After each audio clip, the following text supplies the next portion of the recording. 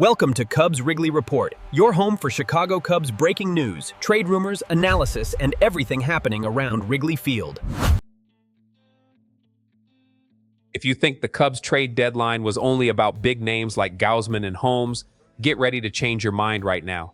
There was a hidden deal buried in that package that, according to an anonymous National League scout, was the best move of the entire MLB trade deadline, even ahead of blockbusters like Tarik Skubal to the Dodgers and Adley Rutschman to the Red Sox.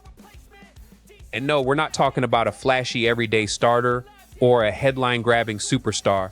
We're talking about the bullpen arm that could end up deciding playoff games in October, and you need to understand why right now. Behind the scenes of the summer trade frenzy, the Chicago Cubs sent catching prospect Moise Ballesteros to the Los Angeles Angels in exchange for reliever Ryan Zefferjon, who owns a 3.66 ERA this season.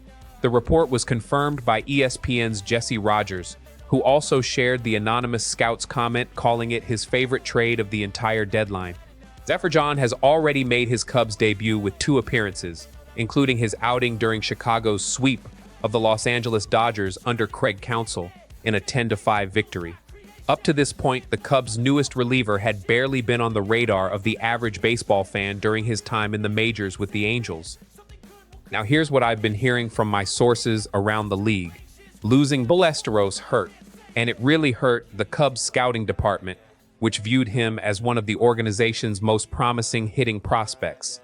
But what I was told is that the front office believed Zefferjon was exactly the kind of arm this bullpen had been missing, a power fastball reliever who can rack up strikeouts when the pressure is at its highest.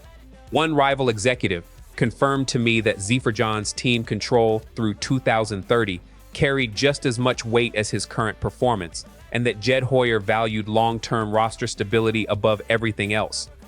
In practical terms, Zefferjon's arrival reshapes the Cubs' bullpen hierarchy for the stretch run and the postseason.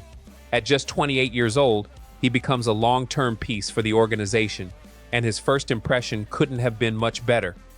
Only 1 run allowed over 1 2/3 innings against one of the most dangerous offenses in all of baseball.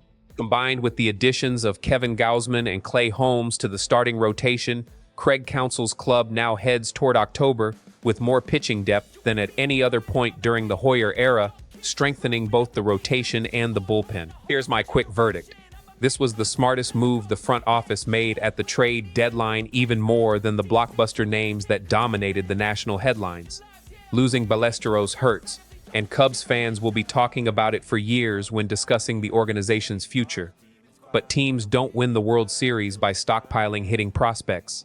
They win with bullpens that don't crack under October pressure against the best hitters in the postseason. If Zefferjon can maintain that 3.66 ERA under the bright lights and heavy expectations of Wrigley Field, this trade could go down as one of the best decisions Jed Hoyer has made as president of baseball operations. And that's exactly why you can't blink right now, Northside Nation. The next few days are going to bring more moves, more behind-the-scenes information, and more exclusive reports straight from my league sources, things you won't find on any other Portuguese-language Cubs channel. Make sure you subscribe to Cubs Wrigley Report right now so you don't miss a single update as the Cubs make their push toward the playoffs, because the next big scoop could drop at any moment. I'm Leo Wrigley, and I'll catch you in the next video.